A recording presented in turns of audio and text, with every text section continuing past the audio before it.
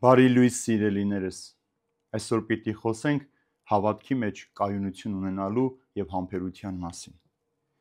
Ուրախանում եք դրանով դուք, որ այժմ դեպքերի բերումով, այլև այլ փորձություններով փոքր ինչ տրտմած եք,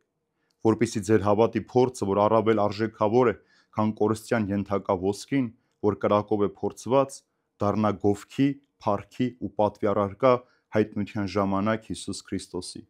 որին չեք տեսել, բայց սիրում եք, և որ իմ այժմ էլ չեք տեսնում, բայց հավատում եք նրան և ուրախ եք անպատմելի ու փառավոր խնդությամբ, ձեռք բերելով ձեր հավատի պսակումը, հոգիների փրկությունը։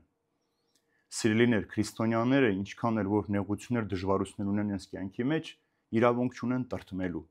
որովհետև մեր Աստվածը, մեր Փրկիչը Հիսուս Քրիստոսը մեռած Աստված չէ, այլ հաղթանակած, հարություն առած և այս աշխարհի վրա իր իշխանությունը հաստատած Աստված է։ Տառապանքներն ու տրտմությունները պատահական չեն հայտնվում մեր կյանքի մեջ։ Դրանք հետևանք են նաև մեր գործած մեղքերի, որոնց մենք չենք անդրադարձել։ Եվ վերջապես Աստված երբեք մարդուն չի փորձում եւ փորձություն չի տալիս, բայց թույլ է տալիս կամ արտոնում է, որպեսզի փորձությունը մոտենա մարդուն, որպեսզի մարդ ինքը հասկանա իր հավատքը ճշմարիտ է, թե վաղանցուկ է։ Նեղության, փորձության ժամին ինքը պիտի մնա նույն հավատքի մեջ, նույն վստահության մեջ, թե պետք է միանգամից հուսահատվի եւ հուսալքվի։ Դրա համար էլ Պողոս առաքյալն էլ ասում է, որ հավատը մեզ բերում է փորձառության, համբերությանից ամենը բերում է հույսին, իսկ հույսը երբեք մարդուն ամոթով չի թողնում։ Եվ տեսեք, մեր հավատքի ամրության համար այս ամեն ինչը։ Եվ օրինակն էլ բերում է Պետրոս առաքյալն ասելով, որ դուք Հիսուսին չեք տեսել, բայց սիրում եք։ Եվ գալի օրը, որ մենք բոլորս անպայման պիտի կանգնենք Հիսուսի առջև,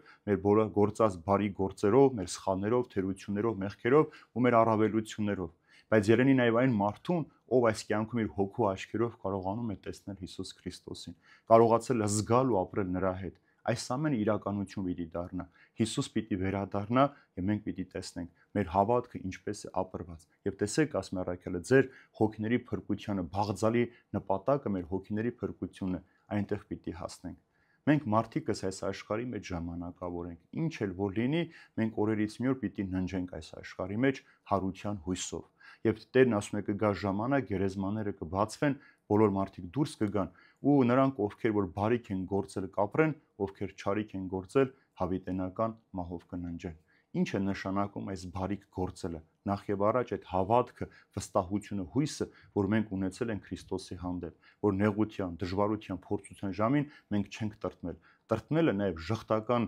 վերաբերմունք է։ Եթե մենք ժխտական կյանքով ենք ապրում, որ փրկված ենք Հիսուս Քրիստոսով, ուրեմն ժխտական պատասխաններ պիտի ստանանք Հիսուսից ասելով, որ ես ձեզ չեմ ճանաչում։ Եվ քանի որ մենք քրիստոնյաներ ենք, մենք գիտենք, որ այս աշխարհը չի սիրում քրիստոնեությունը, չի սիրում Քրիստոսին եւ նաև ատելու նաև յուրաքանչյուր քրիստոնյայի, ով ճշմարտապես հավատում է Հիսուսին, այս նեղությունները եւ արհեստականորեն պիտի ստեղծեն մեզ համար։ Բայց մենք պետք է կարողանանք ապացուցել, որ մենք ճշմարիտ հավատացյալներ ենք, ոչ թե վաղանցուկ մարդիկ, ով միան ժամանակի, օգուտի եւ նեղության ժամին են վստահում իրենց հավատացյալ Քրիստոսին։